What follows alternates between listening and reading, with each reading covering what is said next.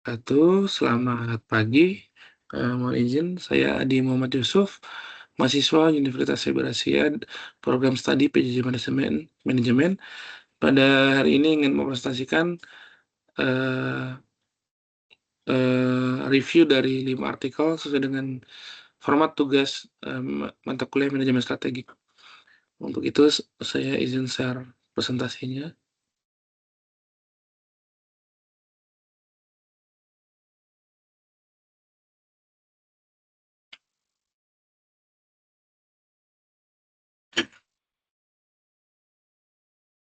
Ya, untuk ringkasan 5 artikel jurnal manajemen ini, saya memberikan judul fokus pada perubahan struktur organisasi dan kepemimpinan 2020 sampai 2025. Untuk artikel yang pertama, saya mengambil artikel dengan judul Eksplorasi Konsep dan Model Kepemimpinan dalam Manajemen Strategik yang ditulis oleh Indonesia Journal of Innovation Multidisciplinary Research pada tahun 2024 publikasinya. Latar belakangnya adalah artikel ini membahas tentang peran krusial kepemimpinan dalam kesuksesan implementasi strategik organisasi. Lalu kepemimpinan bukan hanya tentang memimpin, tetapi tentang bagaimana seorang pemimpin dapat mengoptimalkan efektivitas manajemen strategik melalui pemahaman komprehensif sebagai model kepemimpinan. Di era yang terus berubah ini, penguasaan berbagai model kepemimpinan menjadi referensi esensial bagi para pemimpin organisasi. Untuk tujuannya, penelitian ini bertujuan untuk mengeksplorasi berbagai teori dan paradigma kepemimpinan yang relevan dengan konteks modern.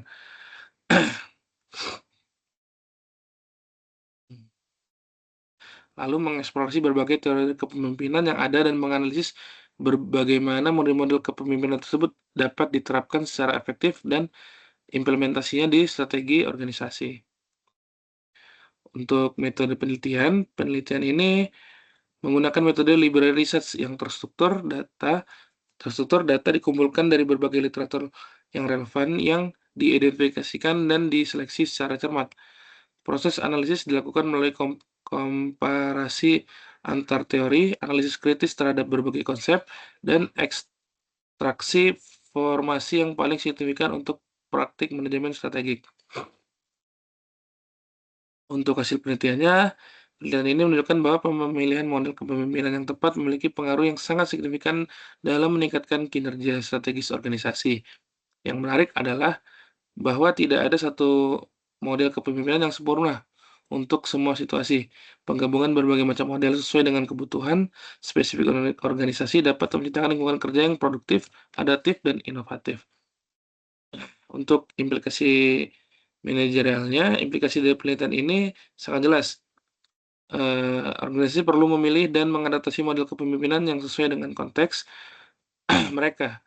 Model kepemimpinan yang tepat dapat meningkatkan kinerja strategis melalui penciptaan lingkungan kerja yang mendukung produktivitas, adaptasi terhadap perubahan, dan inovasi. Pemimpin yang efektif adalah mereka yang mampu mendorong motivasi, komitmen, dan kreativitas.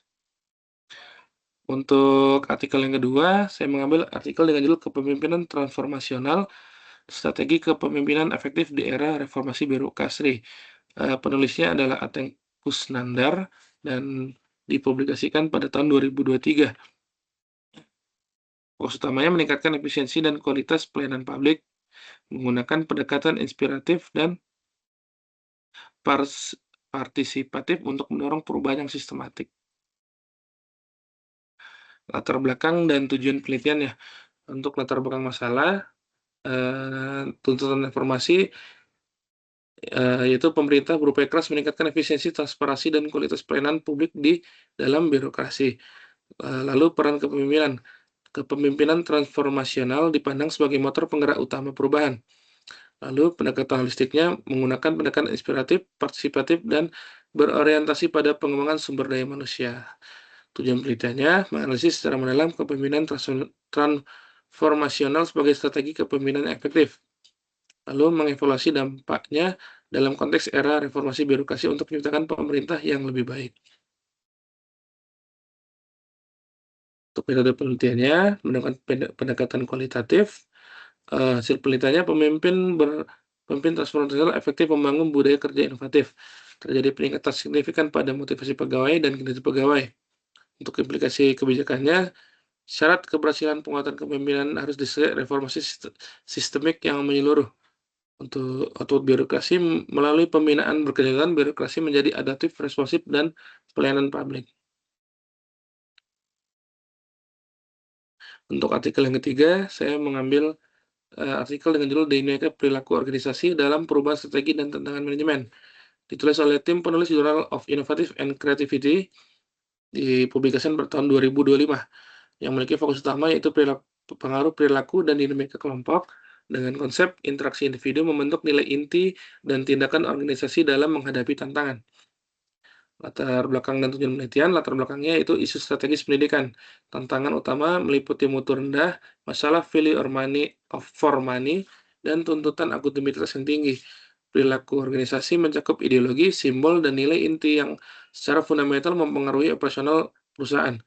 Lalu ada dinamika kelompok melibatkan interaksi kompleks antar individu yang bekerja sama untuk mencapai tujuan bersama. Untuk tujuan penelitiannya, mengungkapkan secara mendalam pengaruh dari perilaku organisasi dan dinamika kelompok, lalu menganalisis dampak terhadap proses perubahan mindset dalam organisasi untuk menghadapi tantangan manajemen. Untuk metode, hasil, dan implikasinya. Metode penelitiannya menggunakan library research, yaitu studi kepustakaan mendalam dengan analisis sumber data primer dan sekunder. Hasil penelitiannya, pikiran individu membentuk pikiran organisasi yang menghasilkan nilai-nilai sekolah dan tindakan yang positif. Yang kedua, komponen meningkatkan produktivitas yaitu sikap kerja, skill, dan hubungan. Untuk implikasi manajerial, yang pertama ada transformasi mindset, yaitu perilaku organisasi dan dinamika kelompok secara langsung mempengaruhi perubahan mindset di dalam organisasi. Yang kedua, peningkatan produktivitas tercapai melalui optimalisasi dua faktor kunci, yaitu sikap kerja dan efisiensi tenaga.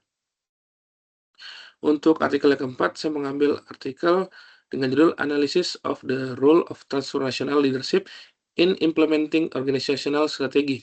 Ditulis oleh Ahmad Burhanuddin dan dipublikasikan di tahun 2024. Fokus utamanya itu implementasi strategi organisasi dengan konsep kunci pemimpin transformasional menginspirasi inovasi, membangun budaya adaptif, dan meningkatkan kinerja tim. Untuk latar belakang masalahnya, yaitu yang pertama, inspirasi dan motivasi. Kepemimpinan transformasional dikenal sebagai gaya yang mampu menginspirasi, memotivasi, dan memfasilitasi perubahan positif di dalam organisasi. Yang kedua, fokus inovasi menitik beratkan pada kemampuan pemimpin untuk mendorong inovasi dan kreativitas di antara anggota tim. Lalu untuk budaya adaptifnya, penting membangun budaya organisasi yang adaptif serta meningkatkan kinerja tim untuk menghadapi tantangan strategi. Tujuan penelitiannya yaitu menganalisis secara komprehensif peran kepemimpinan transformasional di dalam mendukung keberhasilan implementasi strategi organisasi, lalu mengidentifikasikan bagaimana gaya kepemimpinan ini mempengaruhi motivasi tim dan adaptabilitas budaya perusahaan. Untuk metode penelitiannya menggunakan pendekatan kualitatif, yaitu fokus pada pemahaman mendalam tentang fenomena kepemimpinan. Untuk hasil penelitiannya, yang pertama, kepemimpinan transformasional sangat penting di dalam implementasi strategi organisasi. Yang kedua, memotivasi dan menginspirasi tim untuk beradaptasi serta berinovasi secara berkelanjutan. Pemimpin menciptakan visi kuat, kreativitas, dan kepercayaan. Untuk implikasinya, itu peningkatan internal, meningkatkan motivasi, komunikasi efektif, dan kinerja perusahaan secara keseluruhan. Lalu dukungan strategi, mendukung efisiensi operasional inovasi berkelanjutan serta membangun budaya kerja yang positif. Yang terakhir, keberlanjutan membangun pencapai tujuan jangka panjang organisasi di tengah perubahan pasar. Untuk artikel yang terakhir, saya mengambil artikel dengan judul Manajemen Perubahan sebagai Upaya Menghadapi Persaingan di Era Society 5.0 pada PT Mayora Indah Tbk. Ditulis oleh tim penulis jurnal EMAK dan dipublikasikan pada tahun 2025. Dampak utamanya itu peningkatan produktivitas dan efisiensi kerja dengan konteks adaptasi organisasi industri manufaktur terhadap tantangan teknologi Society 5.0. Untuk latar belakangnya yaitu manajemen perubahan, yaitu proses organisasi untuk mengelola perubahan guna meningkatkan produktivitas melalui keterampilan dan lingkungan kerja. Lalu ada fokus strategis yaitu menekankan pada peningkatan keterampilan karyawan, penciptaan lingkungan kerja yang positif, dan efisiensi operasional. konteks di era 5.0 yaitu PT Mayora Indah Tbk menerapkan strategi ini sebagai upaya krusial menghadapi persaingan ketat di era yang baru. Untuk tujuan penelitiannya, yang pertama meningkatkan produktivitas kerja karyawan di PT Mayora Indah Tbk melalui pendekatan yang sistematis. Lalu, menganalisis implementasi manajemen perubahan organisasi sebagai upaya strategi menghadapi persaingan di era Society 5.0. Untuk metode penelitiannya yaitu studi kasus dan literatur, artinya analisis mendalam pada satu objek penelitian yang spesifik. Untuk hasil penelitiannya, peningkatan produktivitas 20% pasca implementasi.